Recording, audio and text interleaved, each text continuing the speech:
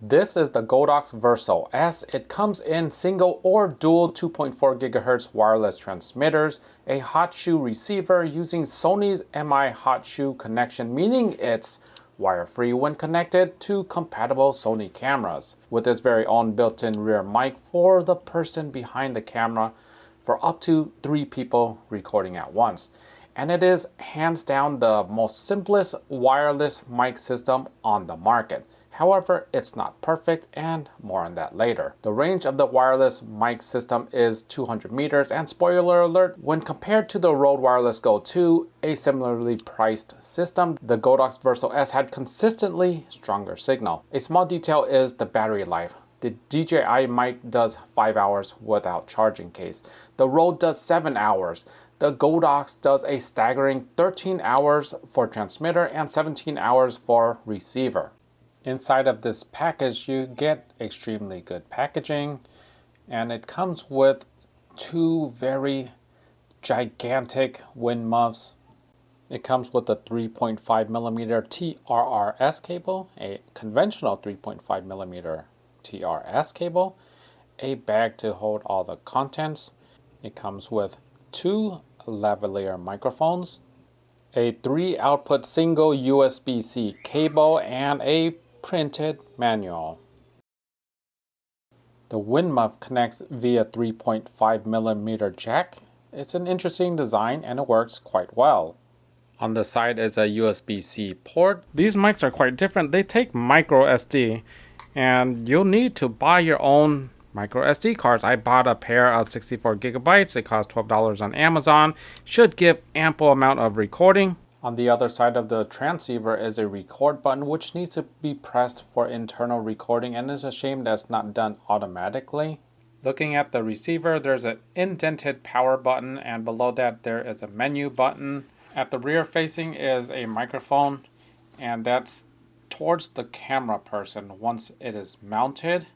Next is a 3.5mm jack, where for more compatibility, a bottom hot shoe, and the dial toggle is click and rotate type of toggle. How the camera is oriented right now, I can see the display from the front of the camera, and going to the rear, I can't see it anymore because it's upside down. Well, I can't see it well. You can hit the power button and it will flip, and now I can look from the rear and see it's just fine.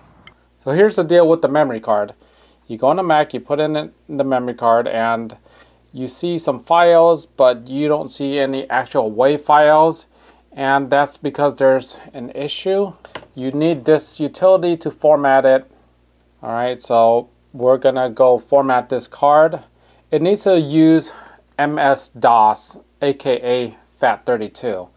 So we will hit erase, and I'm gonna rename this Godox 2, since I already have one that is already formatted, and change this to MS-DOS FAT, and then erase. And from there on out, your card will be working. All right, we're gonna do the distance test. I've got the Rode Wireless Mic 2 right here and the Godox Virso S. So we're 10 meters away. This shouldn't be a problem. But we're gonna go to around 20, which would be right here.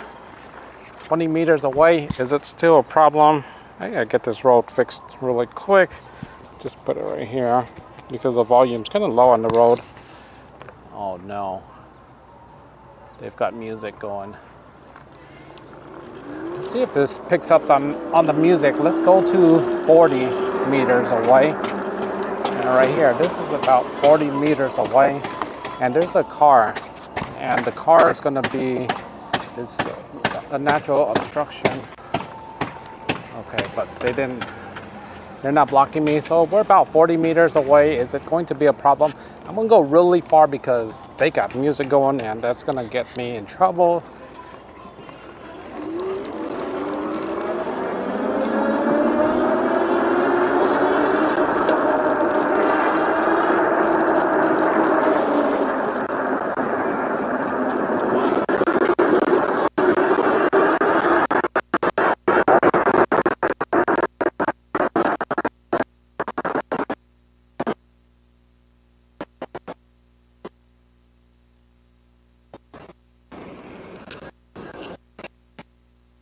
still. Can you even hear me? This is far away. This is real. Maybe close to the full 200 meters. So let's get closer. Can you hear all this wind noise? So this is around 100 meters away right here. Can you hear the wind noise? And that was the blocking. And there's a car obstruction again. And are they blocking? Okay, so let's just get closer to a more realistic scenario. And can you hear all this wind noise? So let's just say this is as far as you want to go, 50 meters. How's it sound? Let me know in the comments. Let's do the next test.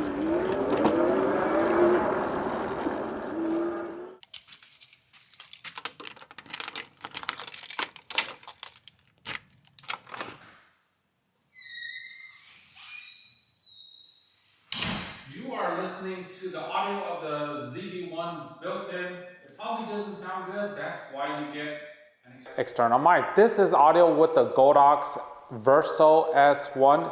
There should be less reflection. However, you can't get rid of it completely. This is a large room, it's unfurnished. But let's try it with noise control. This is with the denoise turned on. And can you hear a difference? There should be less reflection. I don't know. But let's read some passages. The boy was there when the sun rose. The small pup gnawed a hole in the sock. Hoist the load to your left shoulder. What do you think? Let me know in the comments below.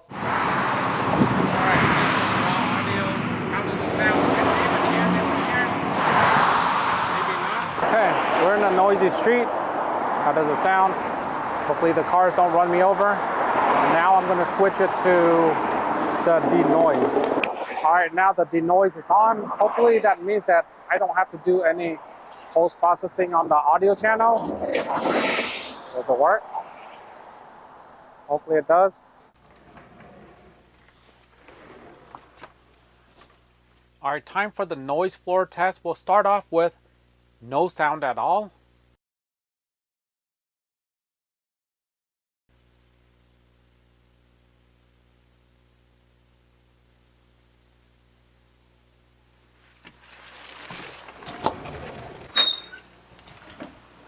So based on the noise test, 1 and 10 were essentially the same. So I can tell that this is an analog mic, and in that scenario you want to bring the level as close to as level as you can get, because the noise level was just the same. There's no reason to amp up the noise in post, right? So I'm at the default level of 10. I think that works for me. And now we'll do a test. This is with the Rode Wireless Go 2. The frosty air passed through the coat. The crooked maze failed to fool the mouse. Adding fast leads to wrong sums. This is the Godox Virso S connected with the 3.5mm cable. The frosty air passed through the coat. The crooked maze failed to fool the mouse. Adding fast leads to wrong sums. This is with the Godox Virso S. The frosty air passed through the coat. The crooked maze failed to fool the mouse. Adding fast leads to wrong sums. Here's the audio coming from the mic behind the receiver. The frosty air passed through the coat. The crooked maze failed to fool the mouse. Adding fast leads to wrong sums. Here it is with the provided lav mic. The frosty air passed through the coat. The crooked maze failed to fool the mouse. Adding fast leads to wrong sums. Final thoughts. Godox wasn't a brand that was associated with microphones until recently. Before that, I used the DJI mic. I used the Rode Wireless Go 2 because it worked just fine. However, it was missing something, and that was the Sony connection. I really hoped for a fully integrated system. Sony offers one.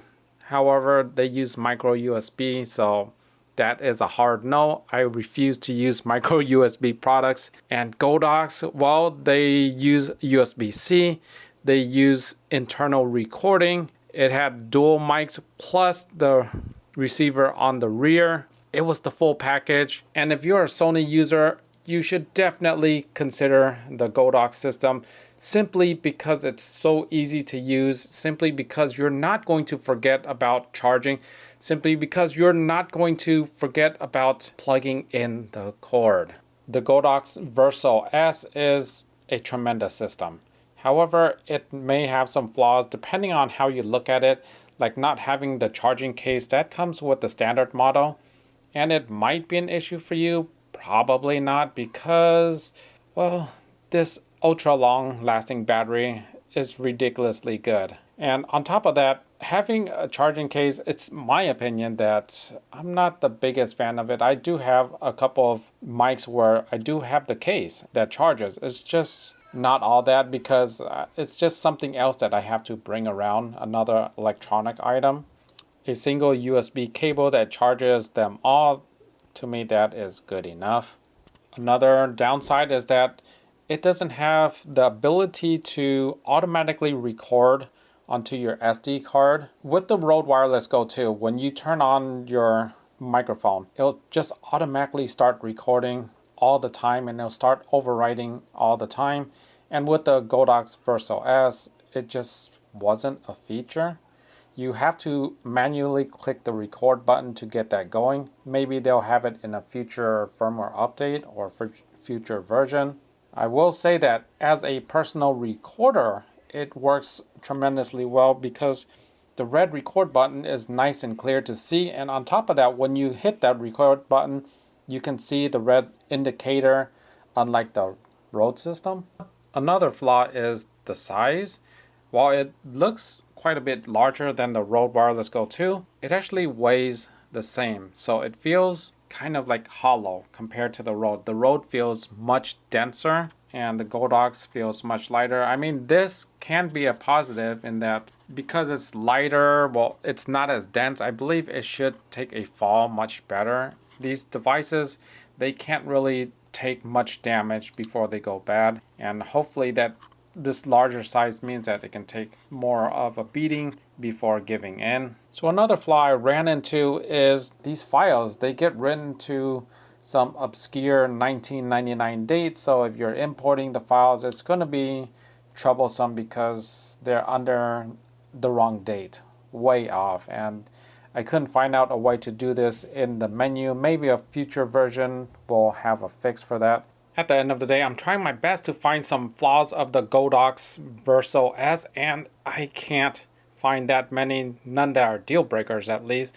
You have strong transmission, you have good sound quality, you have backup recording, you have safety track, you have Sony's integrated hot shoe mount, meaning no wires, you have an outstanding battery that is beyond what I've ever tried by a large margin. Overall, this is just an amazing mic. It's hard to give it any flaws. Sure, it doesn't have 32-bit float audio. However, I am using the mic right now in its stock form. I haven't adjusted the audios at all. I'll probably do gain after the fact in the video. But other than that, I haven't seen any audio that gets clipped with this mic. Anyhow, thank you so much for watching. Hope you guys enjoyed the video. Be sure to like, subscribe, share. See you in the next one. Take care.